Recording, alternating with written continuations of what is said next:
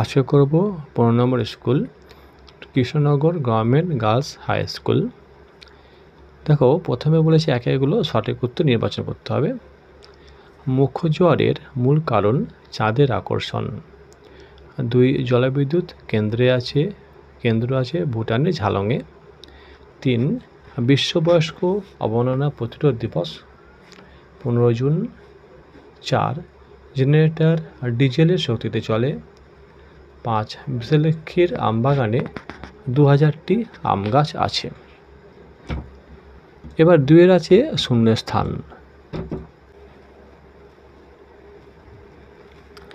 2 শূন্যস্থান পূরণ করো। কোন পাখি পালক সুন্দর? আমি শূন্যস্থানে বসেছি হুইয়া পাখি। 2 রাস্তায় লোক চলাচলের জন্য ফুটব্রিজ ব্যবহার করা হয়। 3 তালপাতায় লেখা বইগুলিকে পুঁথি বলে। 4 ধোঁয়াতে সালফার ডাই অক্সাইড নামে বিষাক্ত গ্যাস আছে। 5 সূর্যের পর সবথেকে কাছের নক্ষত্রের নাম প্রক্সিমা সেন্টাউরি। জেলির শিশিতে FPO ছাপ থাকে। 3 বলেছে নিচের বিবৃতিগুলি সত্য বা মিথ্যা লেখো। গৌণ জোয়ারের 12 ঘন্টা 28 মিনিট পর মুখ্য জোয়ার হয়, এটা মিথ্যা, এটা হবে 26 মিনিট। 3 2 রিক্সা কলকাতায় আসে 1914 সালে, এটা মিথ্যা, এটা হবে 1900 সালে। 3 শিশুদের মত প্রকাশ ও আলোচনার স্বাধীনতা নেই, এটা মিথ্যা, স্বাধীনতা আছে।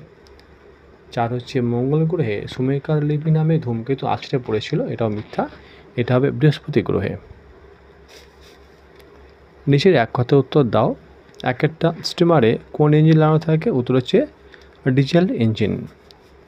2 মাজার কি? পীর সাহেবের কবরস্থান। 3 লাইসেন্স কি? গাড়ি চালানো ঠিকমতো শিখে পরীক্ষা দিতে হয়। পরীক্ষায় পাস করলে গাড়ি চালানোর যে ছাড়পত্র দেওয়া হয় তাকে ড্রাইভিং লাইসেন্স বলে। আর রাস্তায় গাড়ি চালানোর সময় এই লাইসেন্স সঙ্গে রাখতে হয়। 4 সূর্য থেকে পৃথিবীতে আলো আসতে কত সময় লাগে? উত্তর হবে 8 মিনিট। 5 বন্যা, ভূমিকম্প, ধস এগুলিকে কি বলা হয়? উত্তর হচ্ছে প্রাকৃতিক দুর্যোগ। 5 মাছের ঘাস হারাতে কি ব্যবহার করা হয়? Potassium permanganate. 7 ভরা কোটাল কখন হয়? অমাবস্যা ও পূর্ণিমা তিথিতে। 8 বনে থাকে বাঘ কবিতাটি যখন কবি লেখেন তখন বনে কত বাঘ ছিল? 40,000-এর বেশি। 9 2004 সালে ভারতের কোন রাজ্যে সামুদ্রিক জলোচ্ছ্বাসে প্রচুর ক্ষতি হয়েছিল? তামিলনাড়ু রাজ্যে। 10 ট্রেনের চাকার ভিতরে কি থাকে? উত্তর হবে খাঁজ থাকে। 5 অ্যাসিড বৃষ্টি। বৃষ্টির জল বায়ুতে অবস্থিত বিভিন্ন বিষাক্ত গ্যাসের সঙ্গে মিশে অ্যাসিড সৃষ্টি করে ভূপৃষ্ঠে ঝরে পড়ে, একে অ্যাসিড বৃষ্টি বা অম্ল বৃষ্টি বলে। এর প্রভাব হচ্ছে 1 হচ্ছে মানুষের ত্বকের রোগ দেখা দেয়। 2 চুনাপাথর বা মার্বেল দিয়ে তৈরি সৌধ বা স্থাপত্যের ক্ষয় হয়, তার উজ্জ্বলতা হ্রাস পায়, স্টোন ক্যান্সার দেখা দেয়।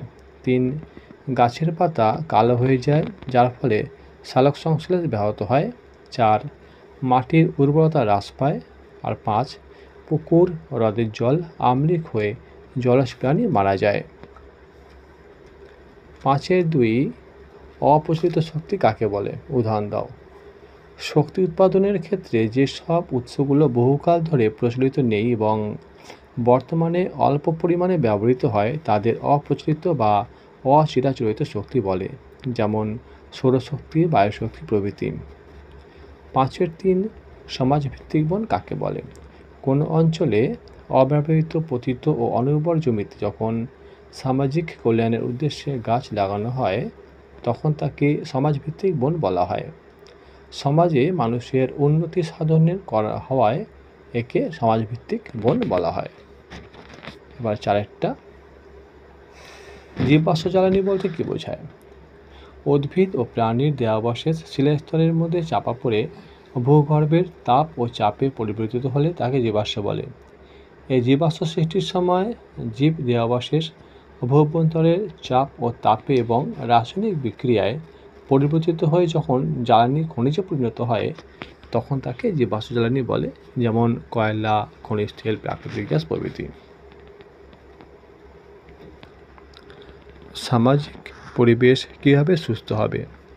সুস্থ সামাজিক পরিবেশ গড়ে তোলার জন্য এক হচ্ছে মানুষকে শিক্ষিত হতে হবে, 2 শিক্ষিত মানুষ পরিবেশের প্রতি যত্নশীল হয়ে উঠবেন, যেমন গাছ লাগাবেন, গাছের প্রতি যত্ন নেবেন এবং সর্বোপরি বিপন্ন পশু পাখি পতঙ্গদের কথা ভাববেন।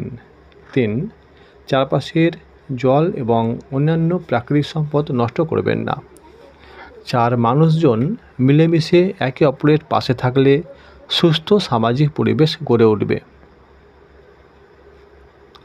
6 বলেছে শিশুদের 2টি অধিকার, এক হচ্ছে বেঁচে থাকার অধিকার, 2 খাদ্য ও পানীয় জল পাওয়ার অধিকার। 7 চন্দ্রগ্রহণ কাকে বলে? কোনো কোনো পূর্ণিমার রাতে পৃথিবী যখন সূর্য এবং চাঁদের মাঝখানে এক সরলরেখায় চলে আসে তখন পৃথিবী ছায়া চাঁদের উপর পড়ে, এর ফলে চাঁদকে আর দেখা যায় না, এই ঘটনাকে চন্দ্রগ্রহণ বলে। 6.1 পূর্ণগ্রাস সূর্যগ্রহণ কাকে বলে? ছবি এঁকে দেখাও।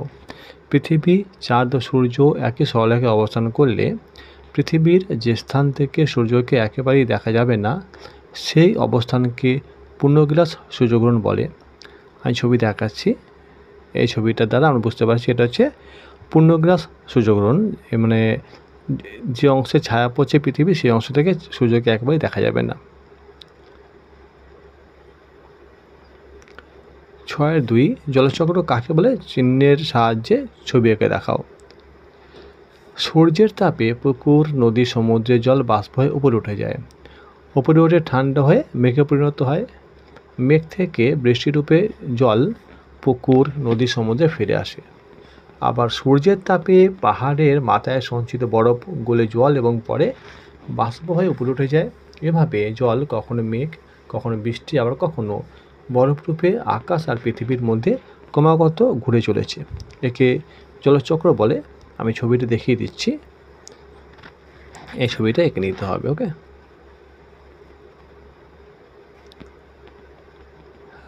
7 বলছে টিকা হচ্ছে কয়লা। কয়লা প্রকৃতিগত দিক থেকে একটি জীবাশ্ম জ্বালানি। কোটি কোটি বছর ধরে পৃথিবীর বুকে গাছপালা চাপা পড়ে কয়লার সৃষ্টি হয়েছে। কয়লার রং সবসময় কালো হয়। প্রকৃতিতে পারলিক শিলার স্তরে কয়লা অবস্থান করে। কয়লার প্রধান উপাদান কার্বন হলেও অন্যান্য উপাদান রূপে সালফার, হাইড্রোজেন, জলীয় বাষ্প, নাইট্রোজেন প্রভৃতি থাকে। কয়লার ব্যবহার এত বেশি যে একে কালো হিরে বলা হয়। লাস্ট প্রশ্ন অথবা দিয়ে বলেছে আবহাওয়া পূর্বাভাস।